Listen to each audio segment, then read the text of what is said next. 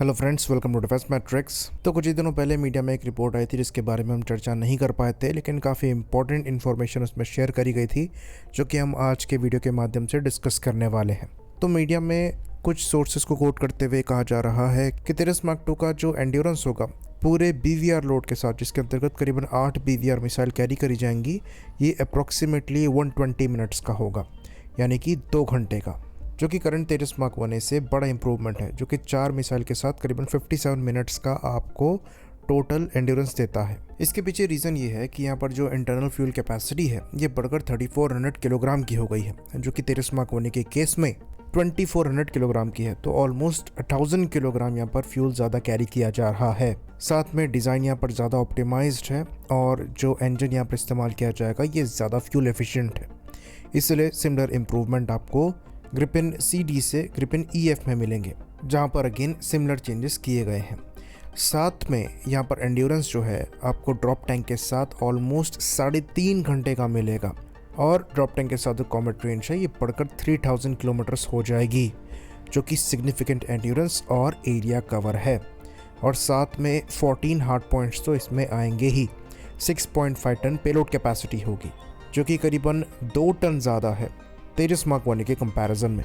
तो ये एक इंपॉर्टेंट फैक्टर है जिसके बारे में कम चर्चा होती है। तो यूजुअली जब तेजस मार्क 1 को डिस्कस किया जाता है तो ये कहा जाता है कि यहाँ पर जो BVR मिसाइल कैरिंग कैपेसिटी है ये काफ़ी कम है, करीबन 4 के आसपास ये BVR कैरी कर सकता है, लेकिन वो usual air to air load नहीं है, क्योंकि रेंज और एंड्योरेंस यहाँ पर कम है, इसलिए 2 ड्रॉप टैंक यहाँ अलग से कैरी करने पड़ते हैं।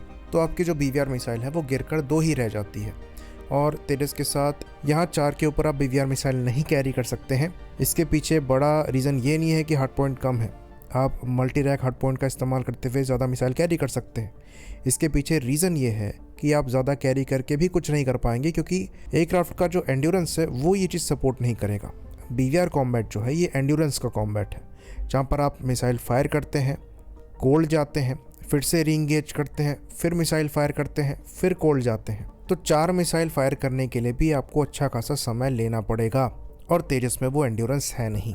तेजस एक पॉइंट डिफेंस का एयरक्राफ्ट है जो कि टेक ऑफ करके वेपन पेलोड को गिराकर वापस लैंड कर सकता है। पर अगर कॉम्बैट सस्टेन करना हो, एंड्योरेंस में BVR कॉम्बैट लड़नी हो, तो वहाँ तेजस को परेशानी हो जाएगी। और इसलिए यूजुअली कैप बार कैप जैसे मिशंस के लिए ये 2 ड्रॉप टैंक तो कंपलसरी कैरी करता है। तो ये एक बड़ी परेशानी थी तेजस के साथ, जो कि तेजस मार्क 2 एड्रेस करेगा। और इसीलिए तेजस मार्क 2 की जो पेलोड कैपेसिटी बड़ी है वो जस्टिफाई भी हो पाएगी, क्योंकि आपको कॉम्बैट एंड्योरेंस भी चाहिए उस पेलोड कैपेसिटी को यूटिलाइज करने के लिए। तो सेम प्रॉब्लम पहले MiG-29 जैसे एयरक्राफ्ट भी फेस किया करते थे, इसलिए जो उनकी 6 मिसाइल कैरी करने की कैपेसिटी है वो एनफ बताई जाती थी। वो तो बाद में अपग्रेड के हमने CFTs को ऐड किया है, एंड्योरेंस को बढ़ाया है, air to air refuelling add करी है। अदरवाइज ये क्विक इन क्विक आउट वाले प्लेटफॉर्म्स हैं। पर मॉडर्न प्लेटफॉर्म ये पूरी तरीके से BVR पर फोकस करते हैं और वहाँ पर एंड्योरेंस मैटर करती है। इसलिए इस चीज़ को इंक्रीज़ करने के लिए एक और फैक्टर ऐड किया गया है जिसे हम सुपर क्रूज कहते हैं। ये रफाल के साथ आपको मिलता है, पर तेजस मार्क 2 के साथ आपको नहीं मिलेगा। हाँ, ग्रिपेन में ये कैपेबिलिटी है।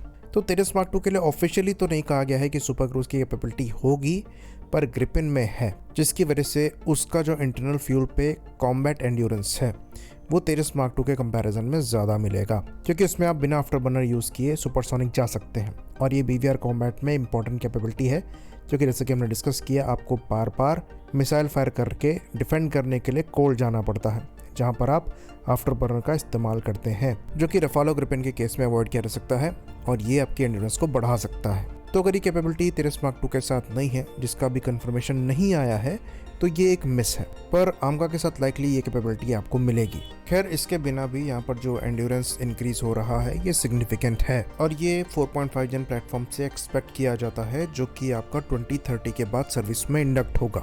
लाइकली अगर सुपर क्रूज यहाँ पर मिस भी हो रहा है, तो फ्यूचर में अगर इंजन चेंज होगा और ज़्यादा पावरफुल इंजन यहाँ पर लगेगा, जो कि आमका मार्क 2 के लिए हम डेवलप कर रहे हैं, तो उसके साथ ये कैपेबिलिटी लाइकली आ सकती है, क्योंकि वहाँ पर ड्राई थ्रस्ट भी कंपैरिजन में बढ़ेगा। तो तेजस मार्क 2 के जो कैरेक्टरिस्टिक्स हैं ये काफ़ी प्रॉमिसिंग है, और डेफिनेटली एक अच्छा कैपेबिलिटी बूस्ट इंडियन एयरफोर्स को देंगे। तेजस मार्क 1 पे तो एक बड़ा इंप्रूवमेंट है, इसलिए इसको मीडियम वेट फाइटर कहा जा रहा था, लेकिन हो सकता है IAF इसको लाइट कैटेगरी में ही रखे।